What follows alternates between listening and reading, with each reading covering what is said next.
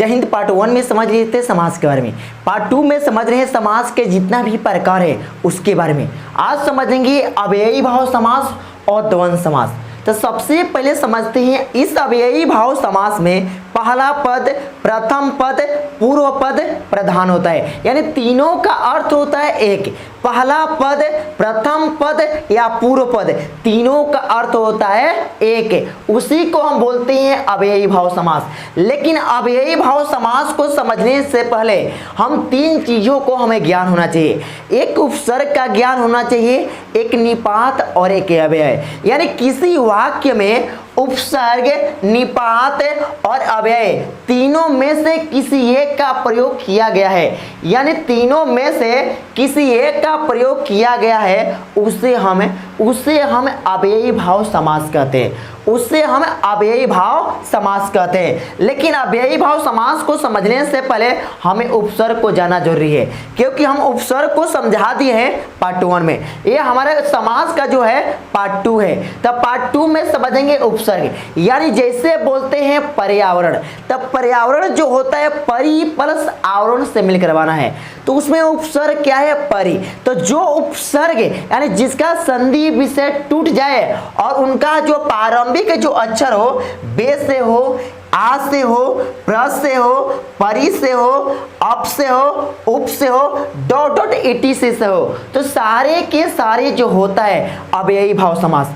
यानी अव्ययी भाव समास में जो होता है प्रथम पद हमेशा प्रधान होता है। प्रथम पद हमेशा प्रधान होता है। जैसे बोलते हैं पर्यावरण, पर्यावरण जो है परि प्लस आवरण से मिलकर बना है। जैसे बोलते हैं प्रत्येक दिन, तब प्रत्येक दिन में प्र का है उपसर्ग, तो ये भी कौन सा समास होगा? अव्ययी भाव समास।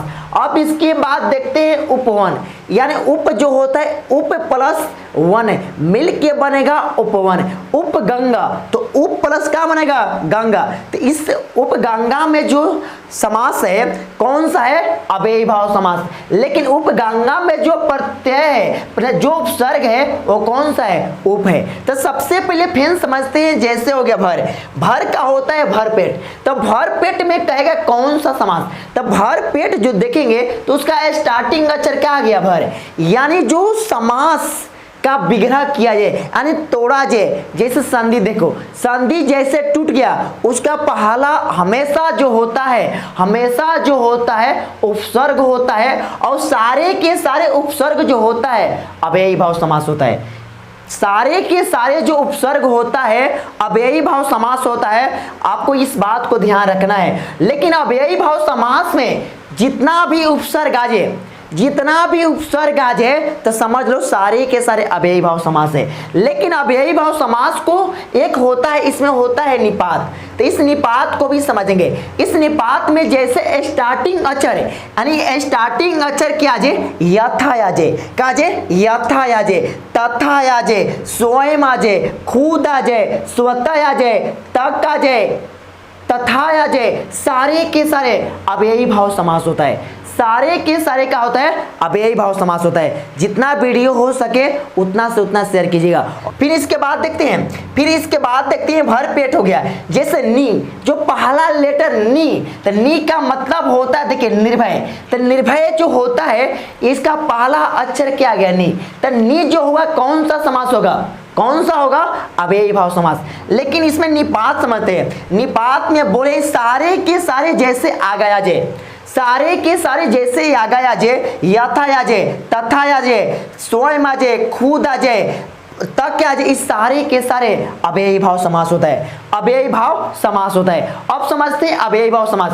जैसे आज जन्म में, तो आज जन्म में जो है, इस आज जन्म में आ का है, इस आज जन्म में क्या है? आ का है। आज जो है अपने आप में क्या है? उपसर्ग है। देखो इसमें आ आया होगा, आ आया है, तो आज जो है अपने आप में क्या है? उपसर्ग है। तो इसीलिए जो है आज जन्म है अपने आप में कौन सा समास होगा? अव्ययी भाव समास होगा। अब इसके बाद देखते हैं जहां तहां, इसमें आ जाएगा अव्यय में बताएंगे। फिर देखते हैं बहुत तथा शक्ति, तो तथा शक्ति देखेंगे इसमें क्या आ गया? तथा, यानी स्टार्टिंग लेटर का है तथा। तब बताओ इसमें निपात का है? तथा। तब बताओ इसमें तथा है, तो तथा शक्ति आ गया, तो समझो इसमें कौन सा समास होगा? अव्ययी भाव समास होगा। अब देखते हैं अभी तक। अभी तक देखेंगे, इसमें अभी आ गया, क्या आ गया? अभी उपसर्ग आ गया। आज जैसे अभी उपसर्ग आ गया तो समझो कौन सा समास होगा? अव्ययी भाव समास। कौन सा होगा? अव्ययी भाव समास होगा। उपगंगा में देखोगे इसमें उप आया है, तो उप के चलते यानी ये कौन सा समास होगा? अव्ययी भाव समास। उपवन देखो, अनुकूल, अनुकूल में क्या है? अनु। प्रत्येक में क्या है? प्र। प्रतिवर्ष में क्या है? प्रति। पर्यावरण में क्या है? परि। अनुरूप में क्या है? अनु। निर्भय में क्या है? नी। बेकाम में क्या है? बे। भरपूर में क्या है? भर। इस सारे के सारे जो समास होता है अव्ययी भाव समास होता है। अव्ययी भाव समास होता है। अव्ययी भाव समास में पहला पद कहे पूर्व पद कहे प्रथम पद कहे, ये तीनों का अर्थ होता है एक, और तीनों का होता है, तीनों का होता है प्रधान होता है। इस सारे के सारे अव्ययी भाव समास देखेंगे। फिर देखते हैं अव्ययी भाव समास जो रिपीट हो, जो एक साथ आए, जो रिपीट हो। जैसे बोलेंगे दिनों दिन, रातों रात, जहां तहां, यहाँ वहां, जब तब, इस सारे के सारे कौन सा समास है? अव्ययी। अब दिनों दिन देखेंगे इसमें क्या है? योजक चिन्ह। तो दिनों दिन रिपीट कर रहा है, क्या है? दिनों दिन एक साथ आ जाए, सारे के सारे कौन सा समास है? अव्ययी भाव समास। कौन सा है? अव्ययी भाव। फिर कहेंगे रातों रात, गांवों गांव, का है? गांवों गांव, तो कौन सा समास है? अव्ययी भाव समास। भोरो भोर, कौन सा समास है? अव्ययी भाव समास। या उपसर्ग देख लो, निपात देख लो, यथाशक्ति बोलो, यथासंभव बोलो, यथा क्रम बोलो, यथा नियम बोलो, घर बोलो, पल बोलो, इस सारे के सारे अव्ययी भाव समास है। सारे के सारे अव्ययी भाव समास है। इस कंसेप्ट को समझ लो, यानी यह उपसर्ग, निपात और अव्यय को समझ लो, सारे के सारे अव्ययी भाव समास क्लियर हो गया। यानी बे से स्टार्टिंग वाला, यानी जो हो गया बेकामा, इस सारे के सारे अव्ययी भाव समास है। सारे के सारे कौन सा समास है? अव्ययी भाव। यानी एक नंबर जो पार्ट था वो समझ लिए अव्ययी भाव। दूसरा का बात देखते हैं, कौन सा समास? द्वंद्व समास। जितना हो सके उतना वीडियो को शेयर कीजिएगा, क्योंकि वीडियो बनाने में कितना मेहनत होता है केवल हम लोग जानते हैं। अब इसके बाद समझिएगा, द्वंद्व समास। क्या समझिएगा? द्वंद्व समास। यह द्वंद्व समास सबसे पहले द्वंद्व का समास। तो द्वंद्व समास ले क्या लग रहा है? ना किसी को संबंध बताएगा। द्वंद्व समास का प्रयोग ही किया जाता है संबंध बताने में। क्या किया जाता है? संबंध। लेकिन संबंध कितने के बीच में बता सकते हो? तो बाबू कभी भी आप संबंध बताओगे तो एक के बीच संबंध नहीं होगा।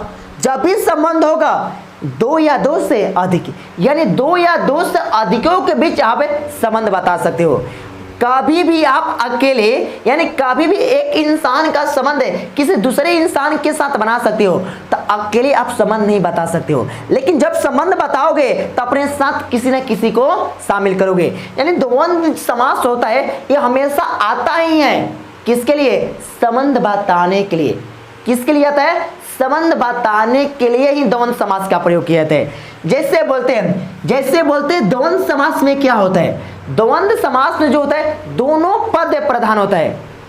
द्वंद्व समास में पहला और द्वितीय दोनों पद प्रधान होता है, जिससे हम द्वंद्व समास कहते हैं। अब द्वंद्व समास में सबसे पहले देखते हैं प्रतियोगिता में देखते हैं सबसे पहले क्या होता है। जैसे प्रतियोगिता ने युद्ध लड़ाई जो भी होता है, जो भी कंपटीशन होता है, अपने आप में क्या होता है? प्रतियोगिता होता है। क्या होता है? प्रतियोगिता होता है। जैसे राम और रावण के बीच क्या हुआ था? प्रतियोगिता हुआ था। कंस और कृष्ण के बीच क्या हुआ था? प्रतियोगिता हुआ था। कांग्रेस और बीजेपी के बीच क्या होता है? प्रतियोगिता होता है। आरजेडी और बीजेपी के बीच क्या होता है? प्रतियोगिता होता है। लोजपा और भाजपा के बीच क्या होता है? प्रतियोगिता होता है। तो जो प्रतियोगिता के संबंध आ जाए उस सारे के सारे द्वंद्व समास। लेकिन द्वंद्व समास को पहचानने के लिए सबसे महत्वपूर्ण ध्यान यह रखिएगा, क्योंकि इसमें होता है योजक चिन्ह का पहचान। क्या होता है? योजक चिन्ह का पहचान इस द्वंद्व समास में होता है, और यह योजक चिन्ह जो होता है यही होता है। यानी इस वाले पार्ट को ऐसा हो गया, इसको योजक चिन्ह, हिंदी इंग्लिश में बोलते हैं हाइफन। हिंदी में बोलते हैं योजक चिन्ह। जहां योजक चिन्ह लग गया समझो कौन सा समास है, द्वंद्व। लेकिन कहोगे सर यहाँ भी लगा है, यहाँ भी क्या है, योजक चिन्ह लगा है, लेकिन यह बात देखो इस सारा का सारा रिपीट कर रहा है कि नहीं, यानी पुनरावृत्ति को बता रहा है कि नहीं, यानी सारे के सारे एक जैसा है कि नहीं। जैसे आगे एक जैसा आ गया तो समझो कौन सा समास होगा, अव्ययी भाव। कौन सा होगा, अव्ययी भाव समास होगा। इस बात को आपको ध्यान रखना है, क्योंकि जैसे ध्यान से हटाओगे आपका यह समास क्या हो जाएगा, माइंड से निकल जाएगा। तो आपको इस बात को ध्यान रखना है। तो अगर रिपीटेशन वाला बात आ जाए, कौन सा, अव्ययी समास। अब इसके बाद देते हैं सारे के सारे विलोम शब्द। जितना भी विलोम शब्द आ जाए और उनके बीच में योजक चिन्ह, यानी उनके बीच में अगर हाइफन का प्रयोग कर दिया जाए, उनके बीच में हाइफन यानी योजक चिन्ह का प्रयोग कर दिया जाए, तो समझो सारे के सारे द्वंद्व समास होता है। सारे के सारे द्वंद्व समास होता है। इस बात को आपको ध्यान रखना है।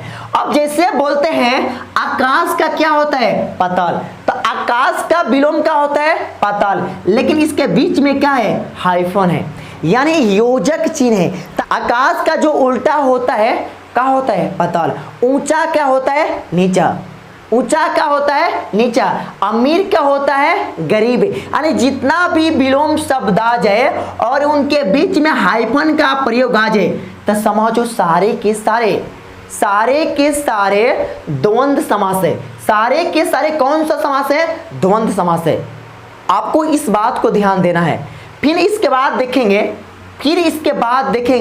अब इसके बाद देखेंगे दो व्यक्तियों के बीच संबंध। दो व्यक्तियों के बीच संबंध यानी दो लोगों के बीच संबंध बताना। जैसे माता और पिता संबंध है कि नहीं, भाई और बहन, जीजा और साली, चाचा और चाची, दादा और दादी, इस सारे की सारे क्या है, संबंध है। तो सारे के सारे जो संबंध है तो अपने आप में कौन सा समास होगा, अव्ययी भाव समास। बुझा गया ना। वक्त है जितना पाना है उतना पालो, क्योंकि यह वक्त आने वाले समय में नहीं मिलेगा। अभी जितना है उतना स्ट्रगल करना है, उतना कर लो। अब इसके बाद देखते हैं कितना के बीच संबंध है, दो, यानी दो लोगों के बीच संबंध दिखाने के लिए द्वंद्व, यानी द्वंद्व का अर्थ होता है दो। तो दो लोगों के बीच संबंध बताने के लिए हम द्वंद्व समास का प्रयोग करते हैं, द्वंद्व समास का प्रयोग करते हैं। लेकिन दो या दो से अधिक के बीच भी संबंध बताने के लिए भी द्वंद्व समास का प्रयोग करते हैं। दो या दो से अधिक का बीच हम संबंध बताने के लिए भी द्वंद्व समास का प्रयोग करते हैं। जैसे तन मन धन, आप तू मैं। तन मन धन, आप तू मैं, लाल बाल पाल, रोटी कपड़ा मकान। यानी ध्यान दो, तन मन धन, मैं तू आप, रोटी कपड़ा मकान, लाल बाल पाल, इस सारे के सारे दो या दो से अधिक है। यानी ये संबंध जो बता रहा है दो या दो से अधिक है। आज जब दो या दो से अधिक के बीच जब संबंध बताया जाएगा उस सारे के सारे द्वंद्व समास होगा। सारे के सारे द्वंद्व समास होगा। आपको इस बात को ध्यान देना पड़ेगा, आपको इस बात को ध्यान देना पड़ेगा और बात को ध्यान देना पड़ेगा द्वंद्व समास में। लेकिन द्वंद्व समास का एक और भी, यानी जितना विलोम शब्द आ जाए, जितना प्रतियोगिता आ जाए, जितना दो लोगों के बीच संबंध आ जाए या दो से अधिक के लोगों के बीच संबंध आ जाए, उस सारे के सारे द्वंद्व समास। क्योंकि द्वंद्व समास में दोनों के दोनों पद होता है, प्रधान होता है। कितना समास इंटरेस्टिंग लग रहा है, दोनों के दोनों पद प्रधान होता है। जीजा साली कहोगे तो दोनों का दोनों पद प्रधान है। जीजा अपने आप में अलग प्रधान है, साली अपने आप में अलग प्रधान है। मामा और मामी बोलोगे, मामी अपने आप में अलग प्रधान है, मामा अपने आप में अलग प्रधान है। नाना नानी बोलोगे, सारे के सारे कौन सा समास है, द्वंद्व। लेकिन द्वंद्व समास में एक और देखो, जैसे मान लो जौना के अंत में जीरो आ गया, जौना के अंत में क्या आ गया, जीरो आ गया, समझो सारे के सारे होगा द्विगु। लेकिन जैसे अगर जीरो के अलावा क्या बोले हैं, जीरो के अलावा कोई भी आ जाए, जैसे 12 13 14 15 16 17 18, 22, 23, 24, 102, 105, 107 जैसे आज 1004, 1005। अब बताओ लास्ट में जीरो ना आया तो समझो सारे के सारे कौन सा समास होगा? द्वंद्व। सारे के सारे कौन सा समास होगा? द्वंद्व समास होगा।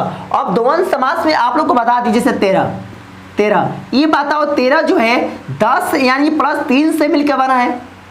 10 प्लस यानी 3 से मिलकर बना क्या है? 13। तब बताइए जो 13 है अपने आप में कौन सा समास है? तो यह जो 13 है अपने आप में द्वंद्व समास है। कौन सा है? द्वंद्व समास।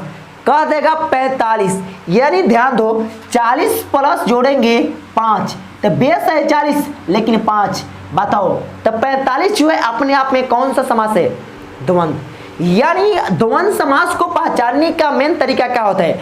तो द्वंद्व समास को पहचानने का मेन यही तरीका होता है जो ना के अंत में जीरो आगे छोड़ दो, बाकी सब क्या है? द्वंद्व समास है। क्या है? द्वंद्व। यानी अव्ययी भाव समझ लिए और द्वंद्व समास समझ लिए इस पार्ट 2 में। यानी इस पार्ट 2 में हम समझ लिए, इस पार्ट 2 में समझ लिए अव्ययी भाव समास और कौन सा समास? द्वंद्व समास। अब पार्ट 3 में समझेंगे।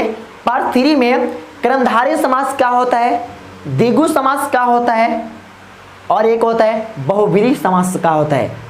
बहुब्रीहि समास क्या होता है इस पार्ट 3 में समझेंगे। अब फिर बोलिए अगर चैनल पर नए आए होंगे तो चैनल को सब्सक्राइब कर लीजिएगा और जितना से जितना हो सके वीडियो को शेयर कीजिएगा और अपने दोस्तों को बताइएगा, तो अपने दोस्तों को बताइएगा। अब आज के लिए दोस्तों इतना ही होगा। अब नेक्स्ट वीडियो में हम पार्ट 3 को लेकर आएंगे। जय हिंद, जय भारत।